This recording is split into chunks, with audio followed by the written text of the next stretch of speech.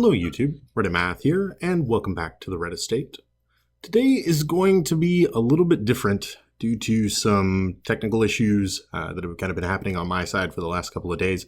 We're actually going to be doing this in post-commentary. Normally I might scrap an episode like this, but we've got some new arrivals here at the Red Estate, and I didn't want to miss out on you guys seeing their very first missions. So we're going to be going through a dungeon crawl with them, and I'll just be doing the commentary in post. This won't be normal at all, but for this one episode, I think things will be fine, and I'll talk a little bit more about those technical issues as the video goes on. But for right now, we're just going to first start by discussing the recent upgrades in the Manor. One of the things I had asked in the last episode was what you guys thought about the blacksmith upgrades, whether or not weapons or armor would be better. And as you can see there, I have spent all my deeds upgrading in the blacksmith for weaponsmithing. The tiebreaker, as I will totally agree, is that upgrading weapons also increases character speed, and that upgrade alone is enough to sort of offset any reduced HP that we're getting from the lower armor upgrades. And I'm probably now about to show you guys all of our new members of our roster here. As you can see at the top, the Raging Potato, who I like to believe is a very interesting nickname that he may have gained while on the battlefield. He doesn't like to tell that story too much, so you know, maybe just lay off him a little bit. We've also got the Savage Beat, which I like to believe is something a bounty hunter could definitely be known as. Got to question what kind of beat he's talking about there, but you know, otherwise. We've also got Meredith, you know, a very straightforward given name, and Klein Rette, who I think, you know, in the convent when she was growing up, maybe she was originally the little mouse when she was a cute little child, but some of the other sisters there might have started to tease her as she grew up, and she instead became the little rat. So we do need to, of course, decide where we're going to be heading on this particular mission, and we've only got short missions to do this time, which is totally fine.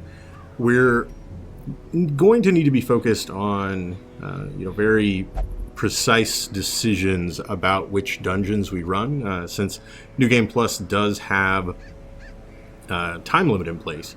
But for right now, at least, the opening dungeons for each area are going to be a short dungeon when we're at 0. Now I'm actually talking about the introduction of the Raging Potato. But the dungeons themselves are going to be short dungeons as long as that area is at level 0. And so with that, these first few dungeon runs that we do, I think that's an excellent opportunity for our level 0 party members to get their feet wet and not, you know, waste any of the progress for the dungeon running a short mission, but also not overloading any of our new faces here by forcing them to, you know, go on some long mission that they might not come back with their sanity intact. So for this mission, we're going to be running a short dungeon, obviously, as short dungeons are the only options that we have.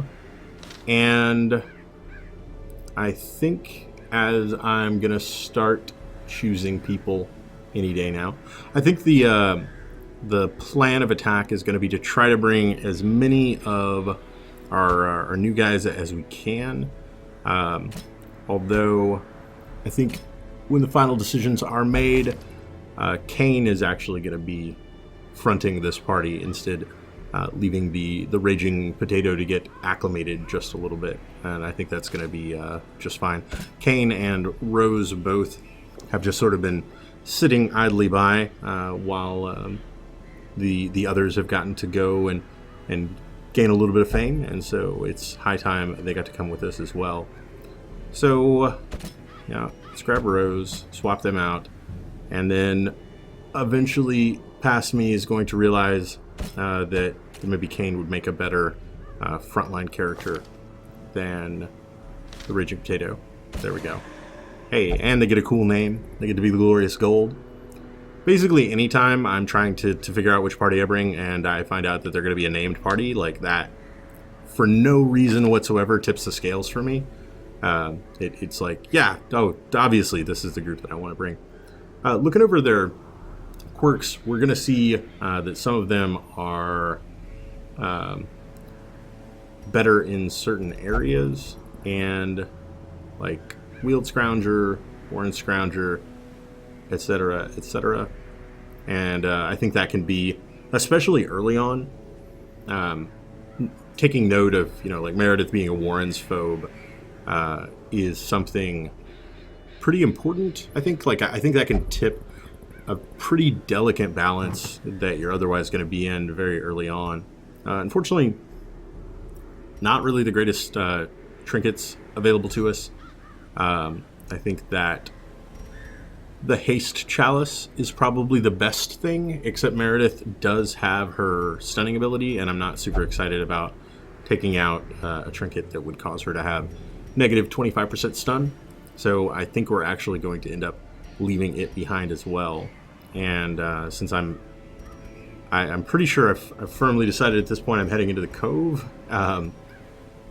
and Meredith is a Warren's phobe. Like, she needs to be our Vestal to come with us into the Cove, as she would not be our Vestal heading into the Warrens. And so, yeah, we're going to end up basically trinketless, just because we don't have a lot of better options. And early on, that's going to be pretty common. Some of the common trinkets are not so great, but you do what you can, you make do. It's totally fine. We're going to over provision as we always do, because it's just the name of the game at this point. The Cove actually does have several curio interactions that are barnacled chests, and therefore the shovels are going to pay for themselves without much doubt. I don't think you can really go wrong bringing an excess of shovels into the Cove or an excess of shovels into the Weald, just due to the other curios. It might be worthwhile to leave the chests alone whenever you first pass through and consider doubling back for them later on, just so, maybe especially in the Weald. I don't know if this is even true or not, but I really feel like the Weald encounters more thorny thickets or walls of the specific region type than maybe any of the other regions do. Like I said, I'm not really sure I could base that on anything, but it feels true to me. So, yeah, I do know that there are at least the graves in the Weald and the barnacled chests in the Cove make just an extra shovel or two totally worthwhile. Other than that, early on, pretty much every area is going to benefit from skeleton keys, just due to the heirloom chest being something that can show up anywhere, and we need heirlooms early on. It's interesting getting back into the rhythm of not having a fully maxed out estate anymore. It's a really nice feeling, I won't lie, at the point that you don't need heirlooms anymore and you can just forget about it. Suddenly inventory management becomes not even a question. You're just, maxing out gold, and it's much easier that way. These salt-soaked caverns are teeming with pelagic nightmares. They must be flushed out. I will still be giving Mr. Wayne Jr. Mechanical hazards, possessed by evil intent. all of his due, and trying to let him talk as much as possible. Of course, it wouldn't be one of my dungeon runs if it didn't start out by immediately encountering a trap in like the first square of the first hallway. As you can see, already using up a shovel. Thankfully, we actually get it back, and we pick up what is a fantastic common trinket for an occultist. There's no downside at all. It's just adding crit and damage against Eldritch, and the occultist already has some abilities giving him bonus damage to Eldritch, so it's a natural synergy to just give him even more. Might even argue, there are quite a few Eldritch enemies down here. Would love to pick up some early occultists. I know in my... Oh, great. In my last playthrough, I spent a long time looking for an occultist. Like, it took me many, many weeks to recruit my first one. Glad that that has not been the case here. And this should be pretty simple. Impressive. The only real concern is that the big guy up front explodes on us, and I would not enjoy that one bit. I will say, you know, it may seem like a little disingenuous for me to Press this advantage.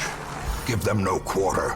to come at this with surprise, but I actually don't really remember what happened in most of these fights, just because it's actually been about 4 days since I recorded this video.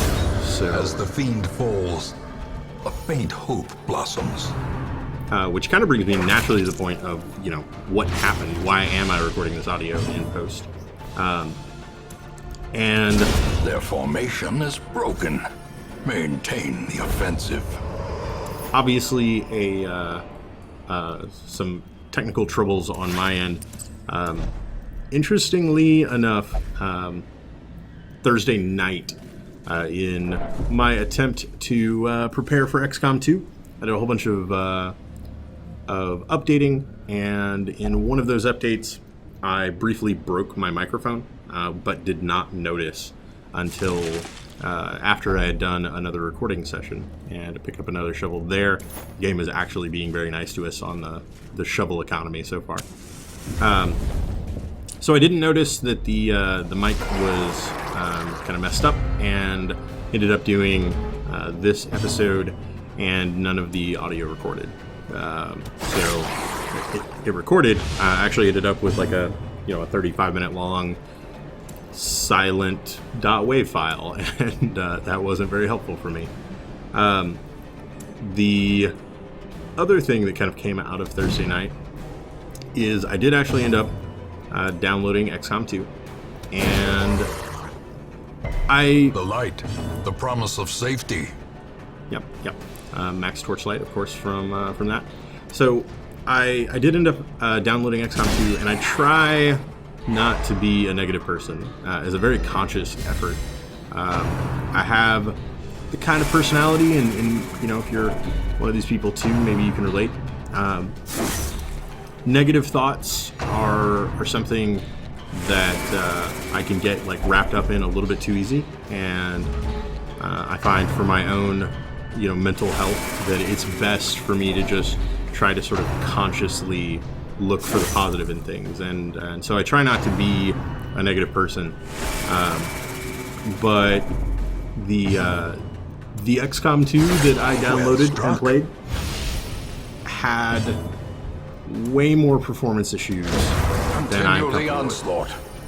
Destroy them all. And I actually spent most of this weekend trying to overcome those in order to get decent recording. And what I mean by that, just frame rate issues, graphical stutters, memory leaks, you name it, the game came with it. And I'm not alone on that front. I am not one to have gone and posted a negative Steam review lambasting the game, but I do feel their pain, and there are quite a few others in a similar boat. I'm also not, I'm sure I'll catch some flack for this, but I work in IT. It's actually my job to do desktop workstation support. Confidence surges as the enemy crumbles. Or more normally to actually help other people and act as an escalations avenue for guys that do desktop workstation support when they can't fix something. And I did as much out-of-the-box stuff as I could to try to optimize my system for their game. And at the end of it all, I ended up reverting all of that. Great. The Savage Beat, so he took Those who way covet too much injury stress from that. find it in no short supply. Basically, every enemy on the board decided that he was going to be their target, and as you can see, it added up fairly quickly. He got a little masochistic. It's going to be okay, though, and with a little bit of blight damage added here, this guy's going to go down before he does anything more to us. Yeah. A lovely Ra as he charges forward.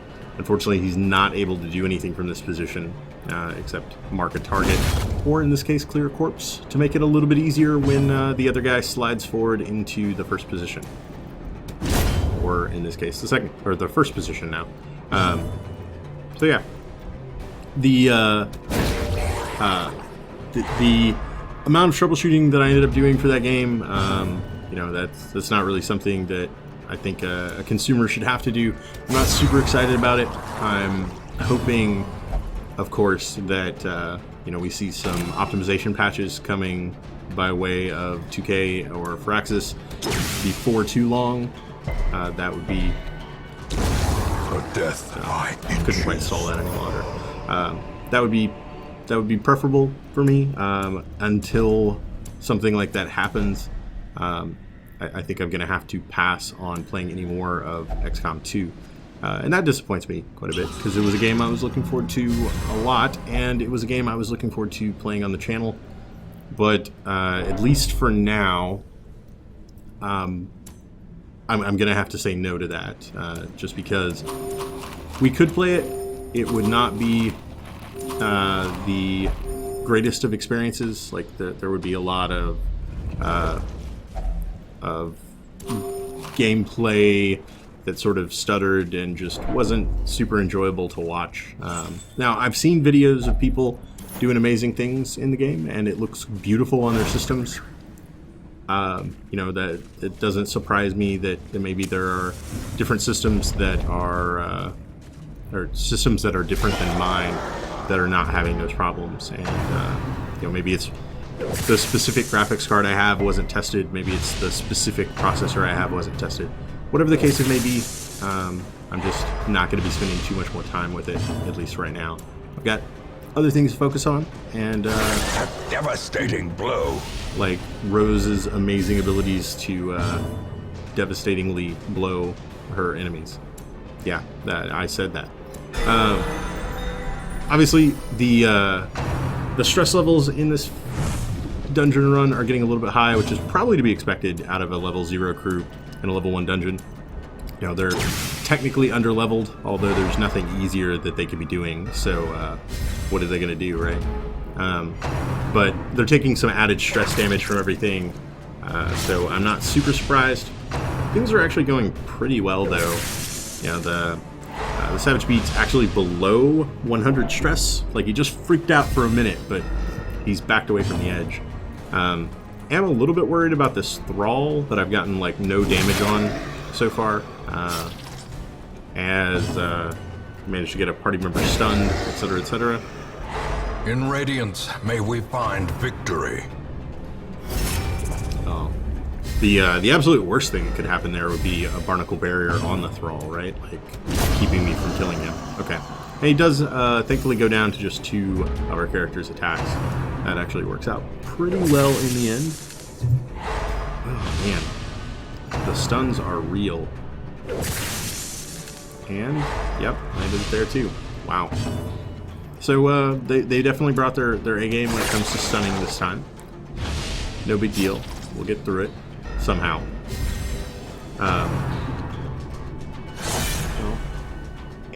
And a bleed. Okay. Like I said, I do actually not really remember how all the fights go. Just because it has been so long, and I feel like so many other things have happened with me at my computer since I last recorded this. But I'm pretty impressed with this team's play so far. You're forced to do quite a bit of that, like, mishmash of just whichever class you have, that's going to be the class to fill this slot stuff going on early.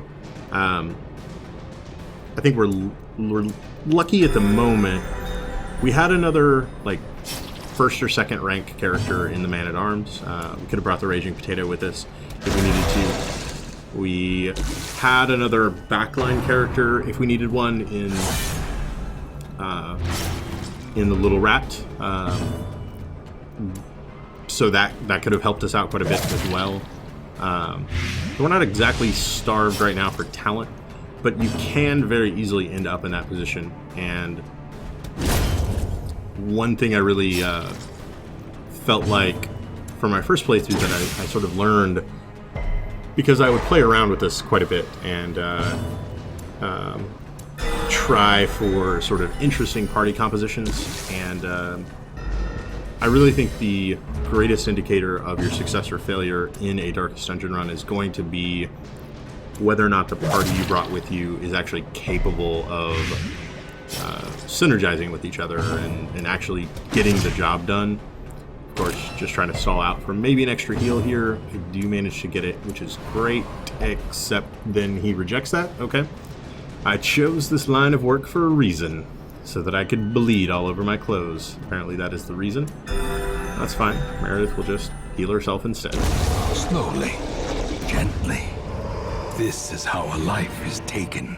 And thankfully a really early completion, which is totally great. We are, however, going to want to press forward a little bit.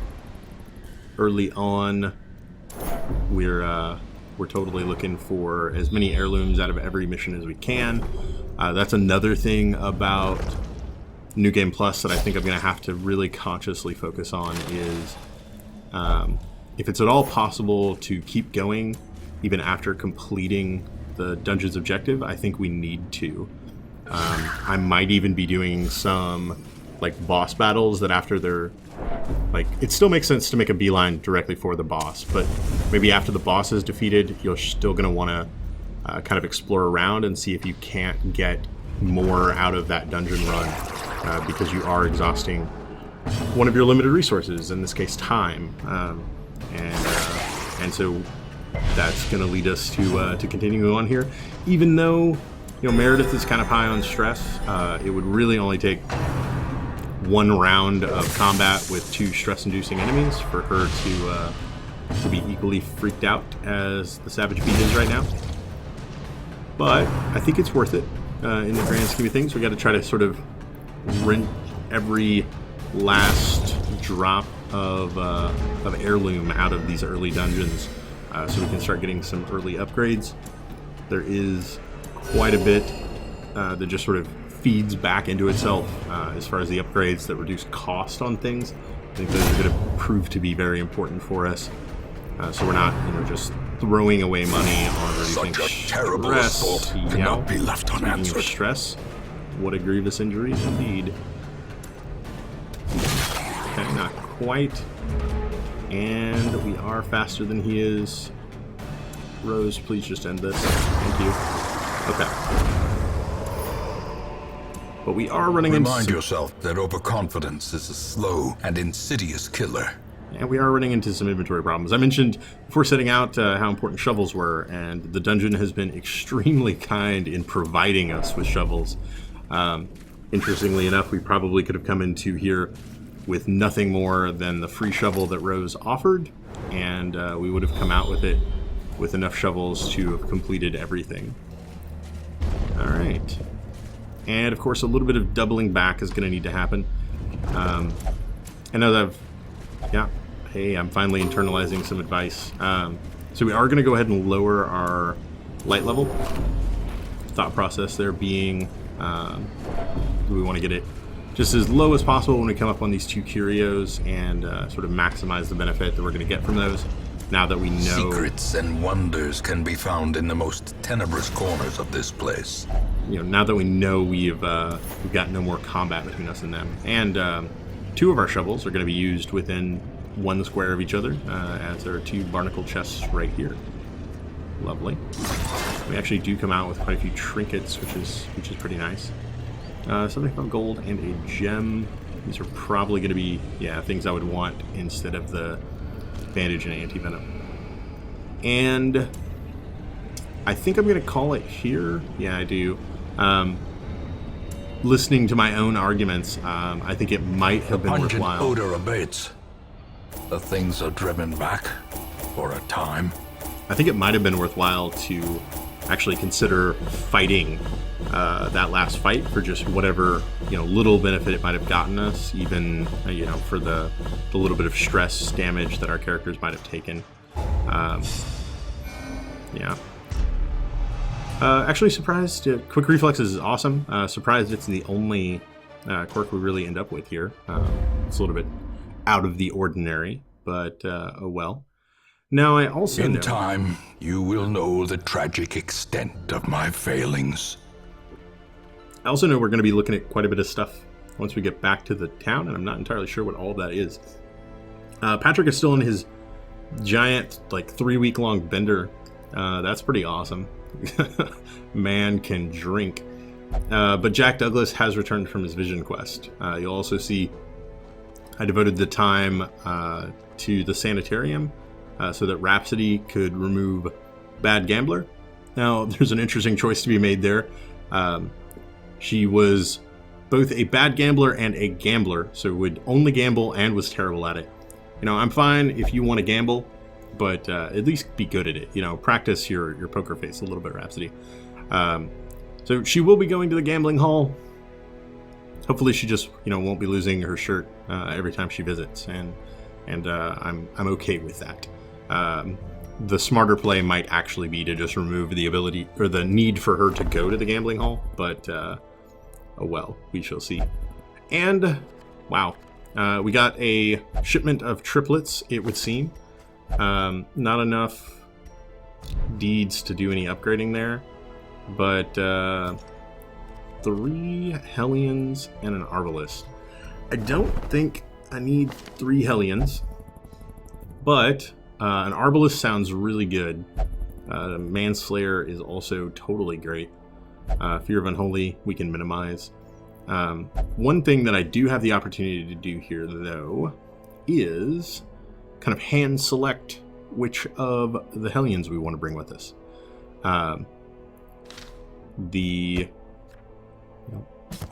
Shoot, bandage, and pillage. The dancing steps of war. So like Senarpont here has Slugger and Natural Swing, which are both awesome. Starts with Barbaric Yop if it bleeds and Breakthrough. That's a great character, right? Like that's absolutely wonderful. One of the advantages to upgrading for a wider selection of the stagecoach means that sometimes you do need to make your decision based on simply the class you're bringing with you, because it sort of shows the potential that a character is going to rise to. A Hellion and an Occultist are never going to be the same character, sort of regardless of what you put into them or how they pick up quirks. But when you're shown opportunities like this one, where alternatively we could get somebody with Bleed Out, Quick Draw, a Love Interest, and Shocker, I'm not as impressed. Iron Swan is a good skill, and Love Interest is a fine negative quirk. It's sort of the inverse of Deviant Taste, but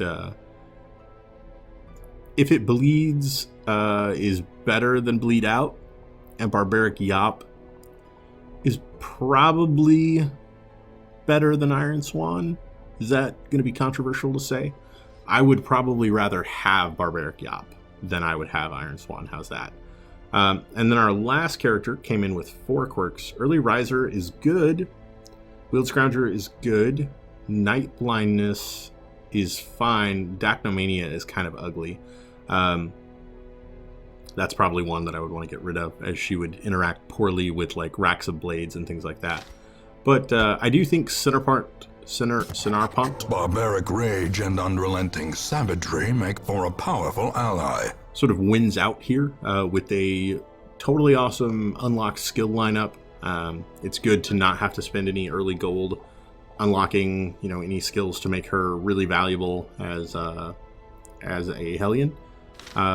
And the other two, we're on a full roster now anyway, and so there's no more recruiting to be done this week. But the other two just fall a little bit short. She sets the bar very, very high. So yeah, now that I've thrown all this praise at a character who has so far proven nothing to us and has never gone out on a mission, if you are interested out there in maybe being our next Hellion or being our Arbalist, please feel free to drop a comment below, and first come, first serve.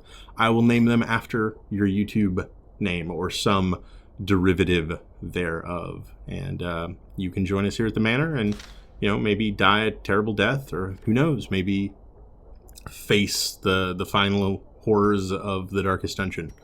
We're probably getting a little bit ahead of ourselves with planning any Darkest Dungeon runs this early, though. Alright guys, I'm going to go ahead and wrap this up. Past me is probably discussing some extremely esoteric skill choice type thing right now, but mostly going over, I think, what I've been talking about with the initial quirks and initial skill unlocks that characters have, how awful Dactomania can be, etc., etc. But I'm going to go ahead and wrap this one up now. I hope you guys enjoyed this video. I know it's a little bit different than normal, but I figured post-commentary was better than just a lost episode, and so that's what we've done here today. If you did enjoy it, feel free to subscribe for more videos on the channel, mostly every day, except for when technical issues sideline me maybe for a couple of days. You could leave a like or a comment if you have anything to say about this or any of my other videos, and I will catch you guys next time.